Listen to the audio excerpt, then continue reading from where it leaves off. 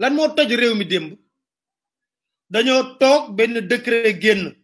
ñëpp jot ko ci réseaux sociaux yi 2020 964 mooy décret bi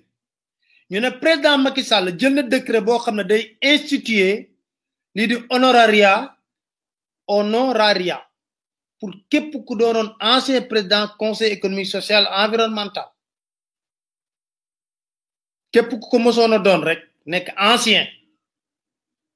dafa teg li nga xam ne institut honoraria dafa naq sax liir xaw ma nu mu ko honoraria waaw honoraria voilà nga doon un président honoraire décret bi ne dinañ la jox weer wu nekk 4,500,000 jox le véhicule de fonction yéen ñëpp daanaka jot ngeen ko seen réseaux sociaux yi Tambambalu ku dem Dakar matin gis ngeen ko ci démb ci guddi lañ ko ci dugal dinaa ci dikk nag parce que dafa am solo dinañ la jox un véhicule de fonction jox le chauffeur particulier jox la dotation mensuelle carburant weer wu nekk 500 litres d'essence jox la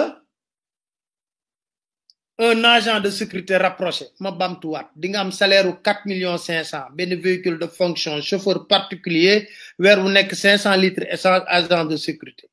mu génn réew mi toj réseaux sociaux yi ku nekk ne lii xanaa mënuñu ko def ndax ñu ko signé 17 avril 2020 maanaam ba ñu nekkee ci digg wàllu coronavirus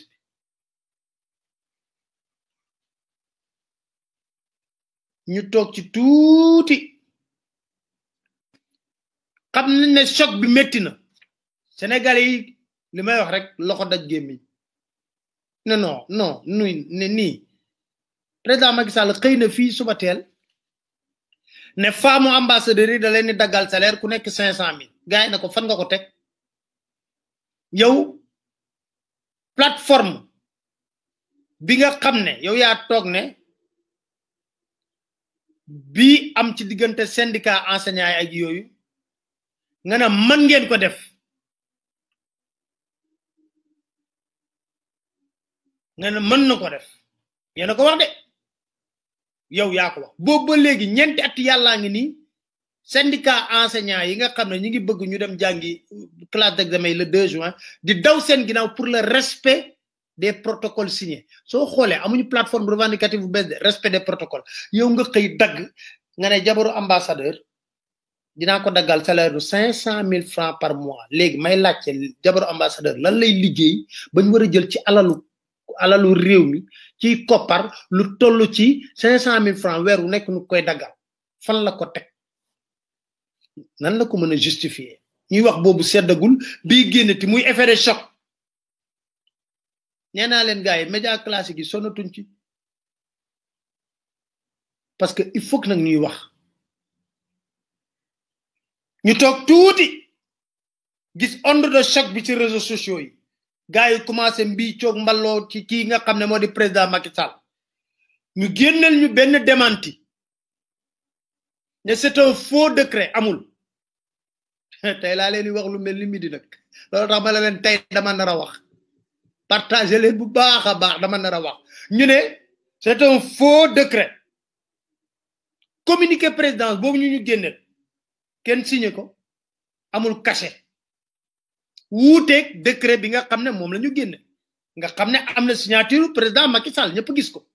ñu ne c'est un faux décret loolu amul très bien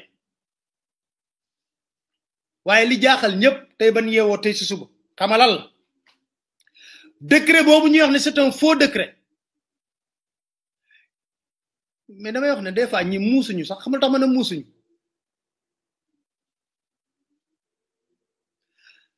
décret bu ñu wax c'est un faux décret boobu ñu ngi ko envoyé ci boîte mail professionnelle agent yu concerné yépp ñu war ko yëg décret bi noonu la seenne décret bi yóbbu ñu wax c'est un faux décret agent yi nga xam ne ñi nekk DGID ñi nekk ministère des finances moo ko envoyé parce que ñoom ñëpp dañoo am boîte professionnelle boîte mail professionnelle fa lañ envoyé décret bi